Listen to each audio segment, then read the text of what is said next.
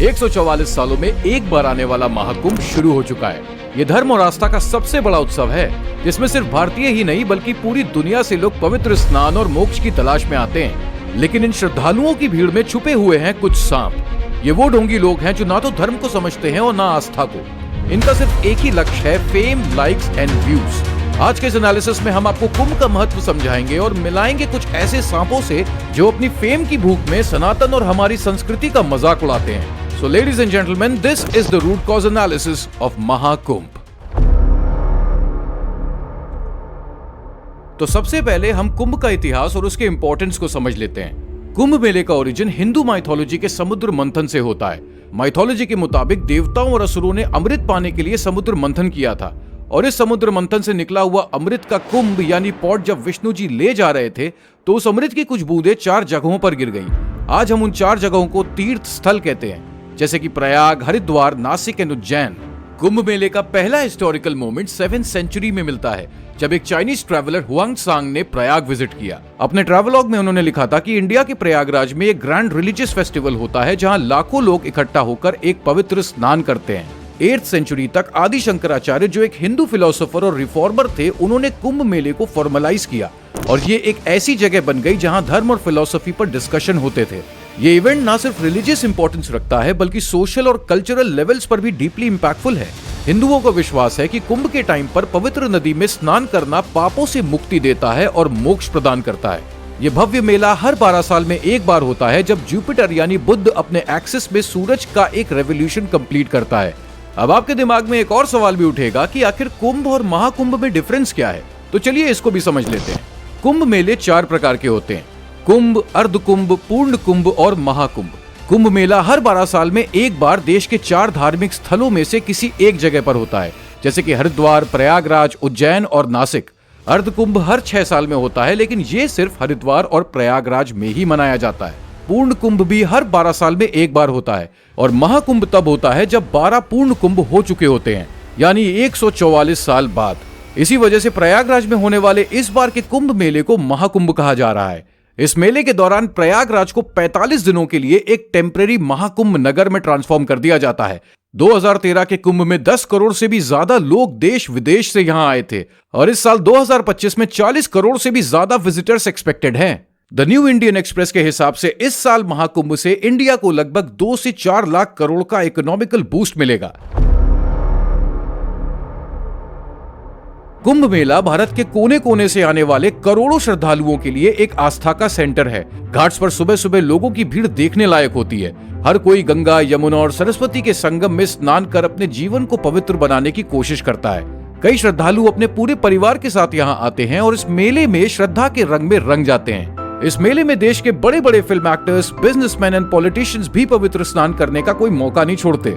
इस साल भी कई सेलिब्रिटीज जैसे अनुपम खेर, रेमो डिसूजा, गौतम अडानी, अनिल अंबानी और योगी आदित्यनाथ भी गए थे। इसके अलावा फॉरेन सेलिब्रिटीज जैसे Chris Martin and Dakota Johnson को भी स्पॉट किया गया था। लेकिन कुंभ का मेला एक और चीज के लिए भी बहुत पॉपुलर है, वो है अलग अलग प्रकार के अनोखे बाबा। तो चलिए आपको कुछ अनोखे बाबाओं से मिलाते हैं, जैसे कि महंत राजगिरी नागा बाबा, जिन्हें लोग एम्बेसडर बाबा के नाम से भी जानते हैं। ये अपनी एक खास पसंद की वजह से मशहूर है और वो है इनकी 1972 मॉडल की एम्बेसडर कार। ये बाबा पिछले 35 सालों से इसी गाड़ी में रहते हैं, इसी में सफर करते हैं और इसी में अपनी लाइफ बिताते हैं। इसके अलावा एक कांटे वाले बाबा भी हैं जो अपने दुख सहने की लिमिट को पार कर चुके हैं। वो एक कांटों भरे बिस्तर पर प्रभु के गुणगान करते हैं। जिस जगह आम इंसान एक पल भी चैन से बैठ नहीं सकता, वहीं ये बाबा अपने शरीर को पूरा अर्पण कर देते हैं। अब मिलिए बाबा दिगंबर अजय गिरी से। इनको लोग रुद्राक्ष वाले बाबा के नाम से भी जानते हैं, क्योंकि ये अपने शरीर पर 11,000 रुद्राक्ष धारण करते हैं। अब मिलिए हाथ खड़े बाबा से। ये एक नागा सन्यासी हैं जिन्होंने अपने एक हाथ को कई सालों से तपस्या के रूप में ऊपर उठा के रखा है और तब से आज तक उन्होंने उसे नीचे ही नहीं किया। अब जब बाबाओं की बात कर रहे हैं तो आईआईटी बाबा को कैसे भूल सकते हैं। इनका नाम है अभय सिंह। वैसे तो ये हरियाणा के रहने वाले हैं, पर इन्होंने आईआईटी बॉम्बे से एरोस्पेस इंजीनियरिंग करी है। इनका कहना है कि जब इन्होंने स्पिरिचुअलिटी का रास्ता चुना तो उनके घर वालों ने पहले तो उन्हें पागल कहा और जब उनका पागलपन रिलीजन के प्रति बढ़ने लगा तो उन्हें पागल कहकर घर से निकाल दिया गया। आज न्यूज 18 के इस इंटरव्यू की वजह से अभय पूरे इंटरनेट में छाए हुए हैं। सोशल मीडिया में इनके हैशटैग्स ट्रेंड हो रहे हैं। इनफैक्ट इनके फैन पेज तक को लाखों में फॉलोअर्स मिल रहे हैं। और अब बात करते हैं उन सांपों की जिनको धर्म से कोई लेना देना नहीं है, बस उनको सेल्फियां खिंचानी है और कूल बनना है। आज के डिजिटल युग में स्पिरिचुअलिटी सिर्फ एक भक्ति का पाथ नहीं बल्कि एक कंटेंट क्रिएशन का धंधा बन चुका है, जहां कुछ लोग कैमरे के सामने ढोंगी बाबा का रूप धारण कर लेते हैं, जिनका असली तपस्या और भक्ति से कोई भी लेना देना नहीं होता। अब इनसे मिलिए, ये हैं हर्षा रिचार्य, जिसे सोशल मीडिया में लोग सबसे सुंदर साध्वी बुलाते हैं। जहां एक तरफ लोग उन्हें सुंदर साध्वी कहकर बुला रहे हैं, तो वहीं दूसरी तरफ हर्षा रिचार्य का एक दोस्त है दीपक, जिसका कुछ और ही कहना है। दीपक ने कहा कि हर्षा को साध्वी बुलाना सनातन धर्म का इंसल्ट है।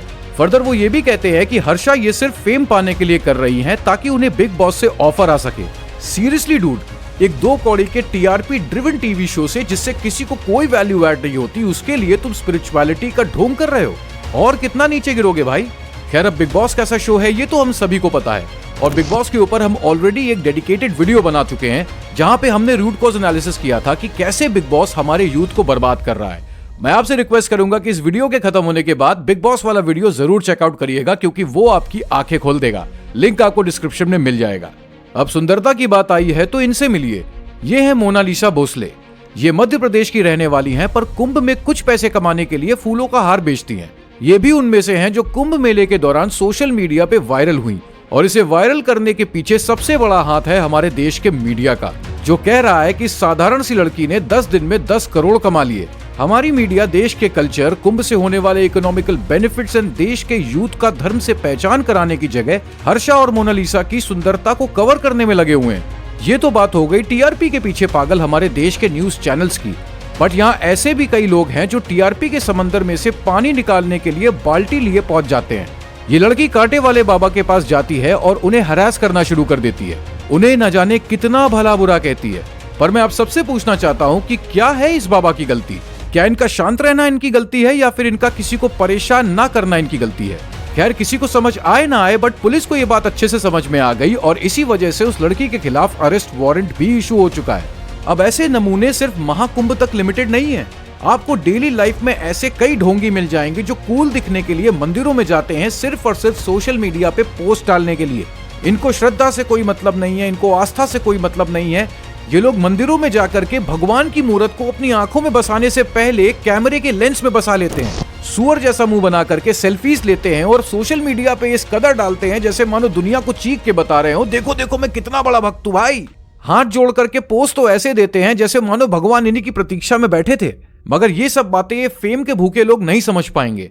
ये फेम के लिए इतने पागल हैं कि कल को अगर इन्हें टट्टी करते हुए भी वीडियो बनाना पड़े तो ये 2 बार सोचेंगे नहीं। जो कुंभ मेला एक आध्यात्मिक और रिलीजियस यूनिटी का सिंबल था, आज वो कंटेंट क्रिएटर्स, फेक बाबास और टीआरपी के भूखे मीडिया चैनल्स की वजह से एक तमाशा बन गया है। क्या हम सच में धर्म की असली शक्ति को समझते हैं, या सिर्फ वायरल सेंसेशन और कंट्रोवर्सीज के पीछे भाग रहे हैं? इनफैक्ट इन पाखंडियों को आइडेंटिफाई भी करना शुरू कर दिया गया है। ऐसे कई रिलीजियस प्लेसेस है जहां पे कैमरा एंड व्लॉगिंग बिल्कुल भी अलाउड नहीं है। अब कंटेंट क्रिएटर्स तो शायद अपने नजरिए को ना बदलें, लेकिन हम सबको अपना नजरिया बदलना पड़ेगा, और हमें किसी सुंदर साध्वी या वायरल होने की सोच रखे बिना पूरी श्रद्धा दिखानी चाहिए। क्या आपका भी मंदिरों में इस तरीके की ढोंगियों से पाला पड़ा है? हमें कमेंट्स में जरूर बताइएगा। और अगर आपको हमारा काम पसंद आया हो तो आप हमें सब्सक्राइब जरूर करें, क्योंकि हम आपके लिए ऐसी स्टोरीज लाते रहेंगे।